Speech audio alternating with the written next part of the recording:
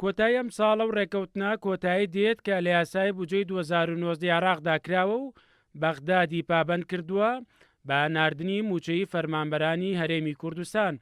نزیکبوونەوەی ئەو وادەیە جۆرێک لە دوودڵی و دڵەڕاوچەی لە نێو شەقامی کوردیدا دروست کردووە و ترسیەوە هەیە لە ئاگەری ڕێکنەکەوتنی هەرێم و بەغداد و ڕادەستنەکردنی نەوتی هەرێم کێشە بۆ موچەی فەرمانبەرانی هەرێم دروست ببێت. ئەم پەرلەمانتارەی عراق دەڵێت تەنیا ڕێگە لە بەردەم هەرێم ڕێکەوتنە لەگەڵ بەغداد.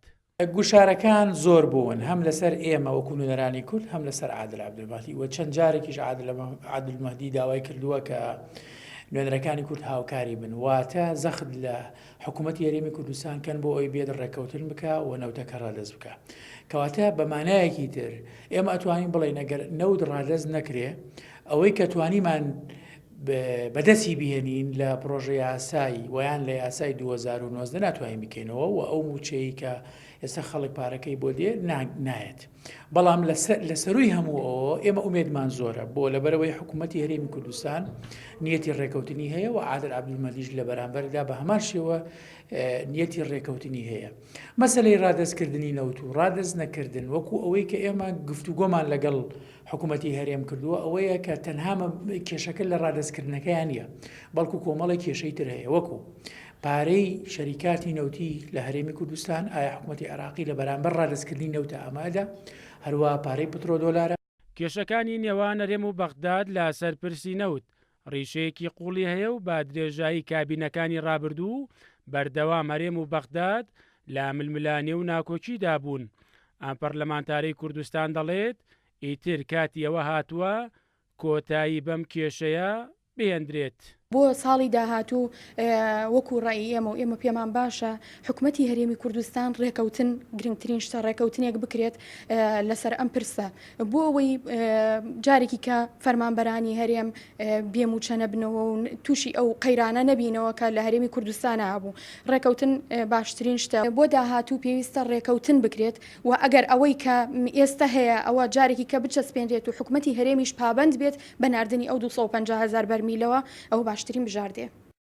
سیاسەتی نەوتی هەرێمی کوردستان لە چەند ساڵی ڕابردوودا بەردەوام جێگەی مشتومڕی حکوومەت و لایەنە سیاسیەکان بووە و زۆر جار ناڕوونی لە سیاسەتی نەوت وای کردووە جۆرێک لە گومان و گلەیی دروست ببێت. ئێستاش پڕنەکردنەوەی پۆستی وەزارەتی سامانە سروشتیەکان بەشێکە لەو کێشانەی کە لە مەلەفی نەوتی هەرێمدا درێژەی هەیە.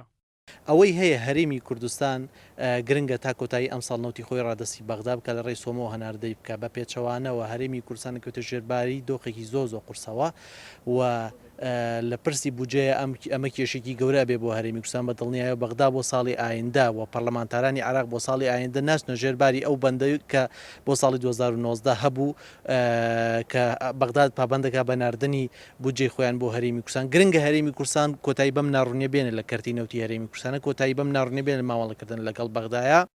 باپی یاسای بودجەی 2019 عراق پێویستە لەسەر هەرێم مانگانە 250,000 بەرمیل نەوت ڕادەستی سۆمۆ بکات. لە بەرامبەردا بەغداد مانگانە 10 تریلیۆن و 844 میلیارد دینار ڕەوانەی هەرێم دەکات.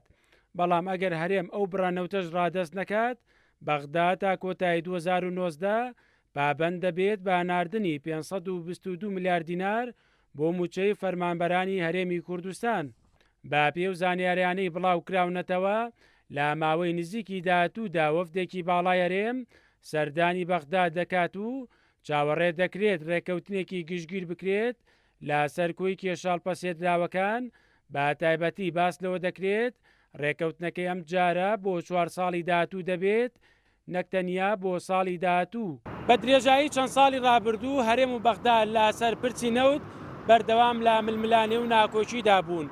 هەرچەندە لە کابینەکەی عادل عەبدولمەهدیدا جۆرێک لە لێک تێگەشتن لە نێوان هەردوو لا داهاتووە تاراوە بەڵام وەک دەوترێت ئەگەر تا کۆتایی 2019 هەرێمی کوردستان نەوت ڕادەست دەکات هەمان کێشەی ساڵانی ڕابردوو ڕوبەڕووی هەرێمی کوردستان دەبێتەوە. مەریوانە بڵا، کوردسات نیوز، سلێمانی.